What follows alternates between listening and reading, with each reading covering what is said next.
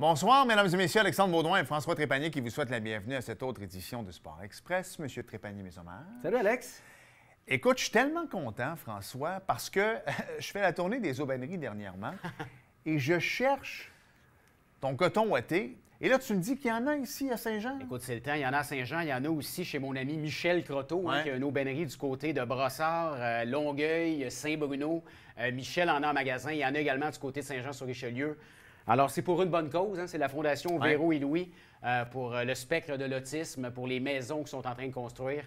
Alors, vraiment, je vous invite à le commander, le chandail, à aller le chercher dans les magasins, l'aubainerie. Et vous irez saluer mon ami Michel Croteau en même temps, qui va se faire un plaisir de vous saluer. Oui, Michel qui a tellement fait pour la région. Et absolument. François, je veux juste que tu me... Puis, tu sais quoi? Je suis tellement content de tout ce qui se passe avec l'aubainerie depuis une vingtaine d'années. Parce qu'on le sait, quand c'était Croteau, ça commençait à être un peu péjoratif de dire qu'on avait été là. Et c'est une entreprise familiale qui s'est pris en main, qui a écouté les Québécois, qui ont fait l'aubainerie. Et regarde comment c'est extraordinaire. Quel succès. Quel succès. Québécois, Alex. Ben oui, c'est un fleuron d'ici. Alors, bravo. Puis Michel, je le sais pour l'avoir côtoyé avec le hockey ici dans la région. C'est un homme extraordinaire. Salutations à sa femme Caroline également, qui s'occupe du magasin de Longueuil. Voilà.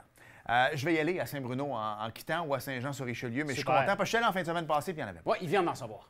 François, ceci dit, je veux juste qu'on prenne 40 secondes parce que je sais que le tourisme, c'est excessivement difficile depuis le début de la pandémie. J'ai lu qu'il manquait comme 40 000 travailleurs. Vante l'industrie, François, parce qu'on peut pas... À un moment donné, ça va se terminer, ça, là, la COVID, puis on va être en pénurie de main-d'œuvre. Qu'est-ce que tu as à dire là-dessus? Bien, écoute, ce que j'ai à dire, Alex, c'est que l'industrie touristique, lorsque les gens travaillent dans l'industrie touristique, on vend du rêve. Ouais. C'est comme ça qu'on le dit. On vend des escapades, on vend des séjours, on vend des découvertes de régions, des découvertes de producteurs agrotouristiques, des découvertes d'entreprises que peut-être on ne serait jamais allé par nous-mêmes, mais on va faire une petite sortie entre amis, on va aller sur la route des vins de la Montérégie, on va aller découvrir des vignerons. Alors, je vous encourage parce que tout le monde cherche des employés dans l'industrie touristique, que ce soit en agro, que ce soit des entreprises, des musées, que ce soit des parcs intérieurs, que ce soit des terrains de golf, on va en parler bientôt, les terrains de golf qui ont besoin d'employés. Alors, s'il y a des étudiants, des gens qui cherchent des emplois, Mon emploi en tourisme, allez visiter ce site et vous allez trouver un emploi que vous allez apprécier et vous allez faire plaisir à plusieurs entrepreneurs touristiques qui en ont vraiment besoin ces temps-ci, Alex. Je veux saluer un gars pour qui j'ai beaucoup de respect. D'ailleurs, on va recevoir aujourd'hui à l'émission Joey Savoie. Oui. On va parler de golf.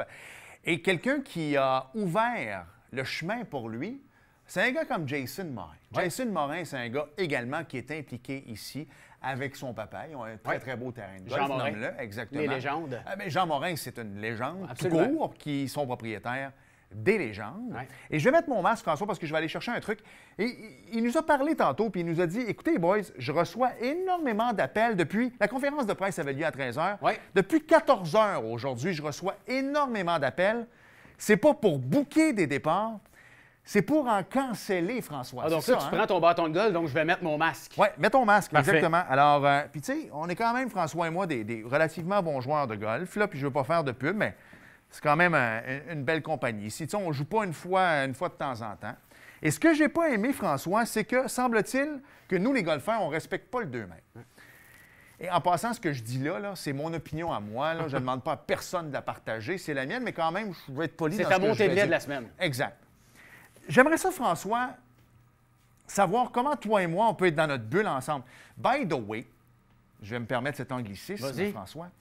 Ce qui avait été établi au départ, quand tu sors de ta voiture, tu mets ton masque. C'était parfait. Tu t'en vas au clubhouse, tu mets ton masque. Quand tu arrives sur le terrain de golf, tu l'enlèves. À la limite, ce qu'il aurait pu enlever aujourd'hui, on élimine les cartes, dans le sens qu'on veut vraiment s'assurer que tu ne seras pas collé sur quelqu'un. On enlève les cartes, Absolument. puis marche-les. On se serait-tu On entendu là-dessus? s'entend. Là, expliquez-moi. Comment si je je suis peux sur être le à- terre de départ numéro 1, je m'installe comme ça ici, avec mon Big Bertha sans faire de pub. Comment je peux... Là, je vais me tasser dans le coin. Non, non, mais on s'entend-tu? Comment je peux frapper quand j'ai quelqu'un à moins de 2 mètres de moi? Ouais. C'est ça que je comprends pas. Est-ce qu'on aurait pu trouver une règle sur les verres, par exemple? De toute façon, quelqu'un qui joue au golf régulièrement sait que si François, il pote, je peux pas être derrière François. Au pire, c'est que François, il pote, Et là, je peux m'en aller en la arrière suite. pour essayer ensuite Oui. pour voir la trajectoire de la balle sur le verre. Mais sinon, je ne peux pas. Donc, honnêtement, si des fois tu veux créer du cynisme ou des gens qui ne comprennent pas, bien, c'est avec des règles comme celle-là. On va en Pour parler- le reste, On va en parler avec Joey aussi. pour le reste, si tu vas à Montréal puis tu saccages des commerçants qui ont de la misère, man, je te déteste. Manifeste si ça te tente, mais à un moment donné, là, Ouais. arrête de faire de la casse parce qu'il y a des commerçants qui souffrent en ce moment puis on veut tous arrêter. Allons jouer notre ronde? Oui, on va aller jouer notre ronde et au retour, un bon ami à nous, Ouais. Joey Savoie. Bienvenue à Sport Express. C'est vrai, j'ai oublié de le dire.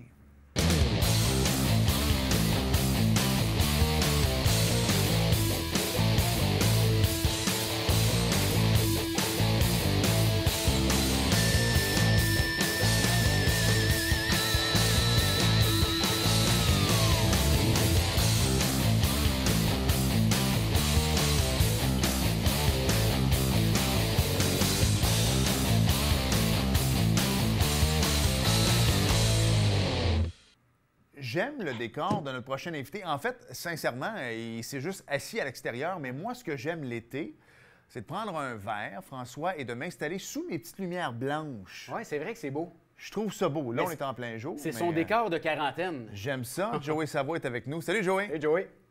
Oh, bonjour les gars. Joey, en quarantaine pour les peut-être, je ne sais pas combien il t'en reste, mais c'est ça. Donc, tu es de retour à la maison, Rive-Sud de Montréal. Ouais.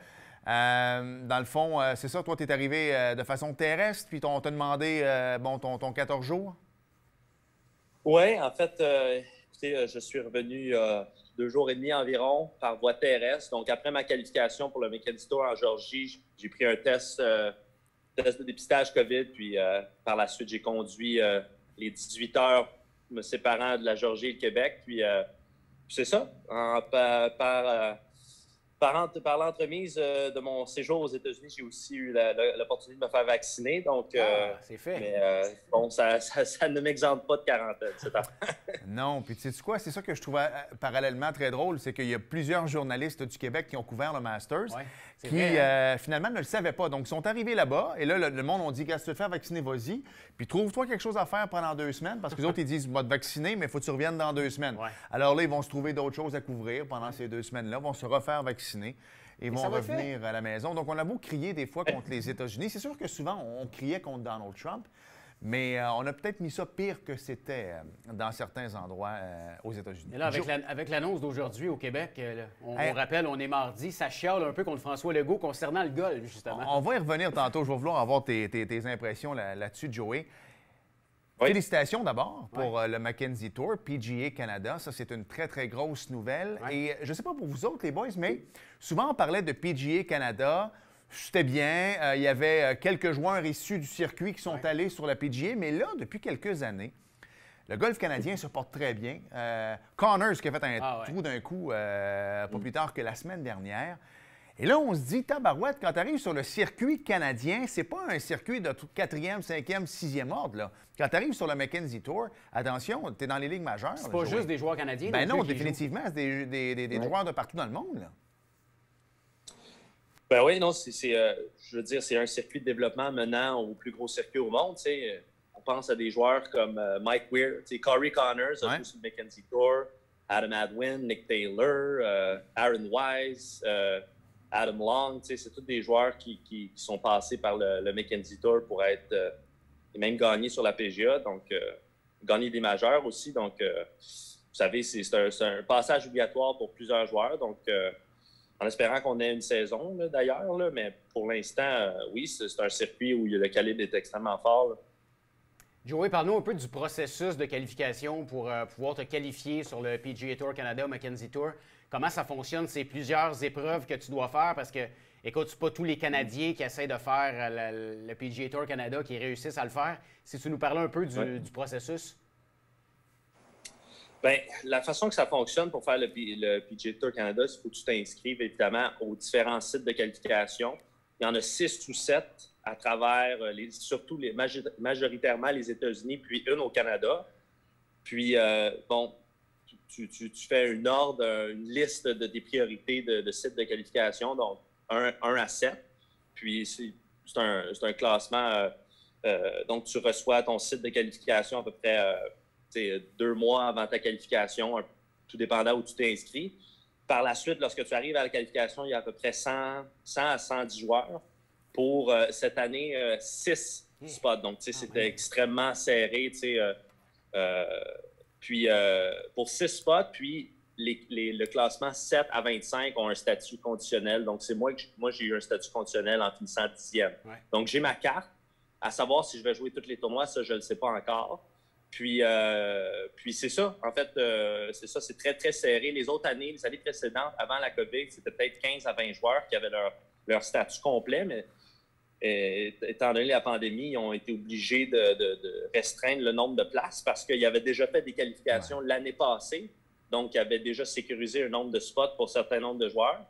Puis cette année, bon, ils ont fait le même nombre de qualifications avec le moins de places disponibles. Donc c'est comme ça que ça fonctionne. Puis, 10e position, c'est quand même très satisfaisant. On va voir combien de tournois ça va me donner accès. Je veux que tu nous parles un peu des bourses. Parce que moi, je compare un peu avec le tennis, là, dans le sens que tu es un joueur du baseball majeur. Souvent, tu vas signer, tu es peut-être repêché en 2e, 3e ronde, tu vas signer un bonnet de signature. Tu vas jouer dans les mineurs, mais des fois, tu as fait un peu d'argent avant. Même chose. Ton hypothèque. Exact. Cole Caulfield va signer à 900 000 avant de jouer. Là, dans ce cas-ci, il est allé aux États-Unis, mais un joueur de la Ligue junior majeure du Québec va signer 900 000. Donc, lui reçoit chaque 1er juillet 333 300 pendant 3 ans. Toi, c'est pas le cas. Il va falloir que tu tires ta propre paye. C'est pas évident. Merci aux commanditaires qui sont là, présents pour vous autres. C'est à Golf Canada aussi. Hein? Oui, exactement, qui sont derrière toi. Comment ça marche, les bourses dans le Mackenzie Tour? Est-ce que tu peux gagner ta vie sur le circuit canadien? Bonne question. Oui, mais oui et non, en fait, parce que le but, c'est de transférer au niveau supérieur. T'sais. Corn Ferry, tu peux réussir à tirer ton épingle du jeu, mais c'est tout l'argent ou toutes les bourses intéressantes sont sur la PGA. C'est un peu en anglais, on dit incentives, en fait. C'est la motivation de se rendre. C'est pour ça qu'ils ne veulent pas augmenter les bourses, même s'ils pouvaient le faire au niveau inférieur, parce qu'ils veulent inciter les joueurs ou décourager les moins bons, puis inciter les joueurs à atteindre le niveau supérieur. Donc, je veux dire, quand tu as une bonne saison sur la Mackenzie Tour, c'est pas vraiment les bourses qui est importante, c'est plus le fait que tu transfères au niveau supérieur qui est important. Donc, il n'y a aucun des joueurs qui finit dans le top 5 du Mackenzie Tour qui a accès au Corn Ferry qui va faire je vais rester sur le Mackenzie Tour, j'ai une bonne année. Le but, c'est vraiment pas ça. Là. Mais justement, de jouer pour s'y rendre au PGA Tour, comment on doit performer sur le Mackenzie Tour? Est-ce qu'on doit gagner un nombre de tournois pour obtenir sa carte de la PGA ou une qualification? Est-ce que des fois, ça peut être une lock, tu vas te faufiler, qui va te permettre de pouvoir te rendre par la suite? C'est quoi le fonctionnement? Bon, il y a plein de façons, là, mais la façon la plus simple, c'est de finir dans le top 5, de l'ordre de mérite. Un peu comme le top 8 des joueurs les championnats de tennis ont accès au match de fin d'année, au ATP Tour. C'est le même principe, c'est le top 5 à la fin de l'année avec les points et non les bourses, parce que si tu gagnes, tu as un certain nombre de points, un peu comme le FedEx Cup, si tu finis 5e, tu as un certain nombre de points. Puis c'est ça, c'est accumuler le plus de points possible. Et cela te permet d'atteindre le top 5. Puis si tu as le top 5, ben, tu réussis à aller au Corn Ferry. Puis il y a aussi différents, comment je pourrais dire ça, différents niveaux, différents groupes. Donc, si tu finis de 6 à 10, par exemple, tu as accès au Q School, dernière étape. Donc, tu sais, ça te rapproche. Okay. Si tu finis de 10 à 30, bien là, tu vas te rapprocher, tu vas avoir un bypass pour la première ronde de qualification. Donc, tu vas aller direct au Q School, étape 2. Tu sais, donc, peu importe ton classement, ça te rapproche un peu du but. Le plus haut, le mieux, évidemment. Fait que dans le fond, puis là, peut-être qu'on ne sait pas s'il va y avoir un tournoi, mais aussi quand il y a le RBC, là, je sais que l'NAB a fermé, mais quand il y avait le tournoi canadien, ça aussi, pour les bons joueurs canadiens comme toi, des fois, ça peut te donner un coup de pouce, un petit top 50, des fois, qui peut t'amener à un autre niveau. Tu sais, c'est tout le genre de choses post-pandémie qui va pouvoir peut-être t'aider à gravir les échelons également. Là. Parfait. Exactement, oui. Exactement. On va s'arrêter parce qu'il y a un concept ici. Tu es notre seul invité cette semaine, Joey. Alors, ce qu'on va faire, c'est qu'on t'avait pour 18 minutes. Alors, ici, ils sont comme tout contents de nous avoir dit qu'on faisait 2 fois 9 avec toi. Donc, le premier 9 est terminé. Donc, le premier 9 est terminé. On va aller chercher notre barre de chocolat, notre petit Gatorade, notre petit hot dog. On s'arrête. Et au retour, on poursuit avec Joey Savoie. Et j'ai hâte de savoir, pour le deuxième 9, j'ai hâte de savoir, lui, comment il jouerait avec un masque, si jamais il avait à le faire. Bougez pas.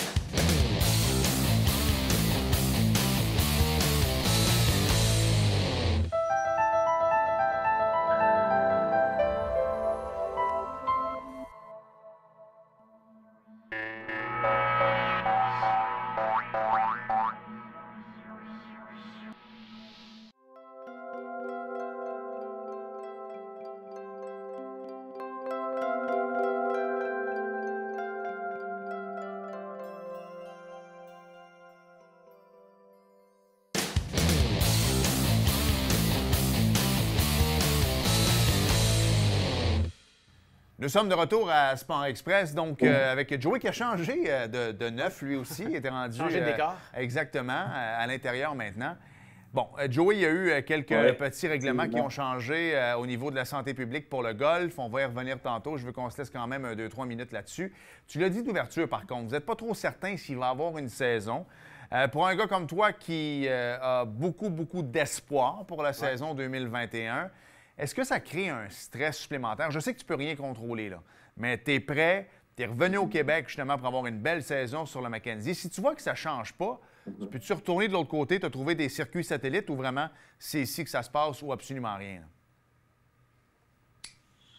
Là? Il y a plusieurs variables dans ta question. Tu sais, je veux dire, s'il y a encore la quarantaine obligatoire pour les Canadiens ou les étrangers qui reviennent au pays, tu sais, c'est sûr que c'est moins intéressant là, parce que je ne veux pas passer l'été non plus aux États-Unis. Puis en plus, on ne sait pas quel type de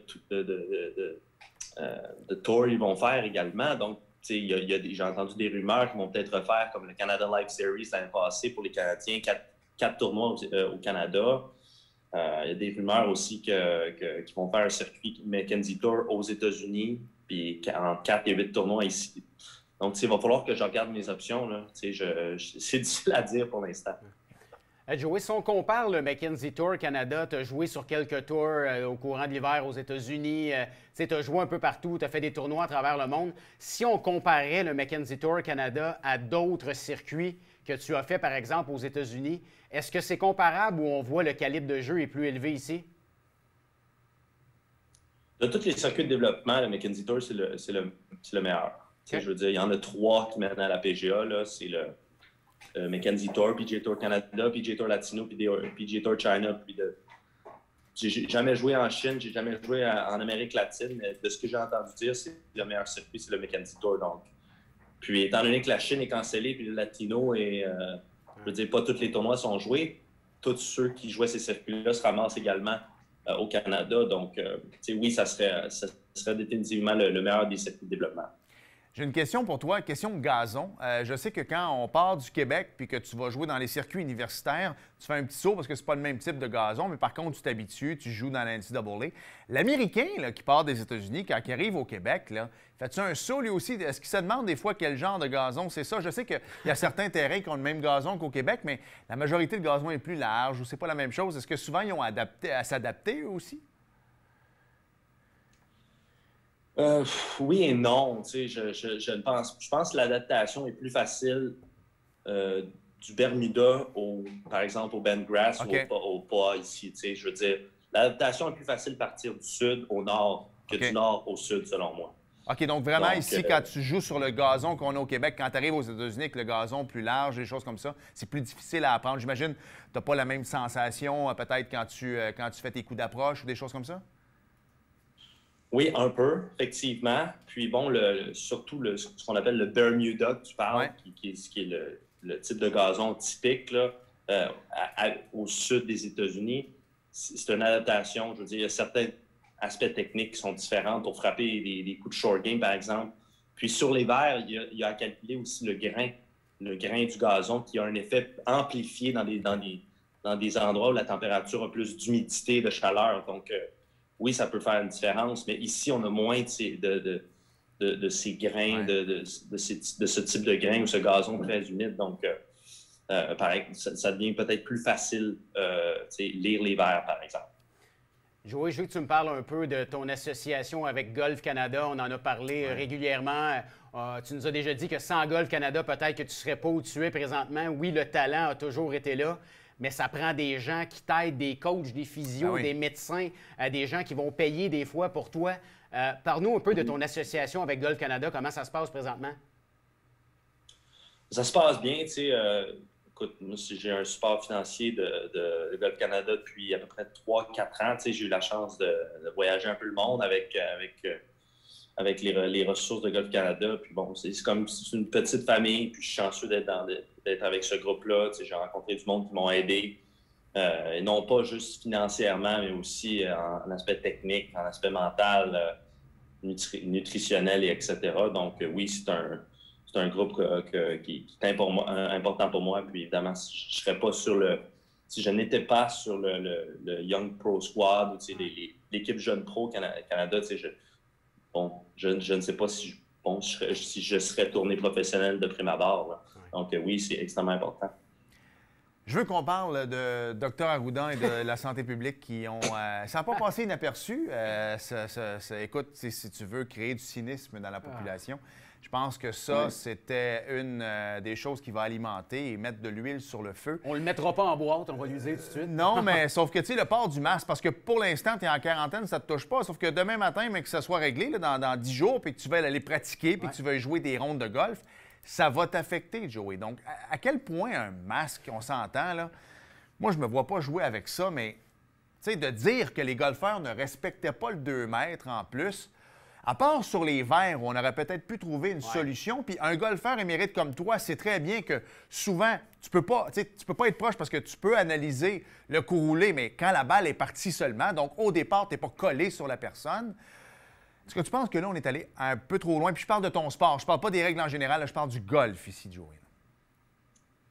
Je ne suis pas en politique, de prime abord, donc c'est pas moi qui prends les décisions au Québec, mais je crois que dans l'aspect sport du golf, je pense qu'il n'y a pas sport plus sécuritaire en pandémie. Aussi un sport extrêmement bénéfique pour l'aspect mental des citoyens. C'est dehors. Bon, ça nous permet de socialiser à distance.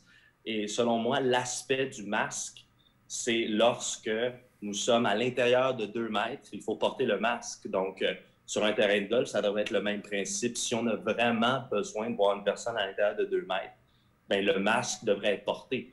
Mais la majorité du temps, on s'entend, la majorité des golfeurs ne sont pas des professionnels qui frappent leur balle à 300 verges dans le plein milieu du fairway à chaque coup. Donc, il y en a peut-être un à droite, un à gauche, puis on se ramasse sur le vert. Puis sur le vert, on n'est également pas au même endroit. Il y en a un short, un long. Donc, tu sais, la distanciation sociale sur un terrain de golf, c'est pas la même chose que sur une patinoire de hockey, par exemple. Donc, selon moi, ça va un peu loin, mais c'est pas moi qui prends les décisions. Donc, on va faire avec. Joey, rapidement, il reste 1 minute. On parlait de l'aspect mental du golf, que c'est bon pour notre mental d'aller socialiser sur un terrain de golf. Mais toi, en tant que joueur professionnel, serais-tu capable de jouer une ronde de golf complète, te concentrer, ton mental, avec un masque sur le nez? Ben oui. Tu sais, c'est une adaptation. Je veux dire, si j'ai besoin de le faire, je vais le faire. Tu sais, c'est pas mon style de me plaindre là-dessus parce que tout le monde va avoir le même obstacle dans le visage. Exact. C'est comme une partie de golf. Je veux dire, si c'est très venteux et froid, ben tout le monde va avoir accès, va avoir les mêmes conditions de jeu. Donc, si les règles s'appliquaient seulement à un type de personne, par exemple, là, ça serait pas égalitaire. Mais bon, tout le monde va devoir le porter. Donc, on va tout se plaigner ensemble. Mais moi, il me semble, le président de Hockey Québec, de Softball Québec, de Baseball Québec, de Soccer Québec, de Basketball Québec, de Name It Québec, qui, lui, s'en allait tranquillement tantôt, puis qui a entendu ça sur le golf, a dû se stationner sur le bord d'autoroute 30 puis dire... Ça regarde mal. Ça regarde mal. Ben oui, définitivement, parce que si tu demandes le port du masque à temps plein au golf, alors imagine pour les autres sports. En tout cas, ceci dit... Oui. J'espère sincèrement que ça va... Écoute, il nous a encore donné pour le 24 juin, ce qui veut dire que ça va laisser de très, très bons mois pour le golf, Joey. Je l'espère sincèrement parce que où tu es rendu avec les efforts que tu as faits, je pense que ça s'ouvre pour toi. Il mérite une grosse saison. Oui, puis j'espère sincèrement que tu vas pouvoir rentrer dans la porte et démontrer à tout le monde ton énorme talent. Merci beaucoup, Merci, Joey. Puis au plaisir Merci, les gars. Au plaisir de jouer une ronde avec toi à plus de... De toute façon, on va être à 2 mètres, c'est sûr, parce que tu vas être... Sûr et certain. Tu vas être 100... Nous, on va être sur le côté. Il va être 100 verges en avant de nous autres et plus. tout le temps. Merci, Joey. Merci, Joey. Au Ouais, on va plaisir. être à 2 mètres, c'est certain. Je vous inviterai au Pine Grove. Oh, j'aime ça, j'en prends bonne note. Merci, Joey. Salut. On s'arrête. Et au retour... Mot de la le fin? mot de la fin. Oui, il faut Déjà? faire ce qu'il faut. Il y avait du NASCAR, malheureusement. Ça a l'air. Bougez pas.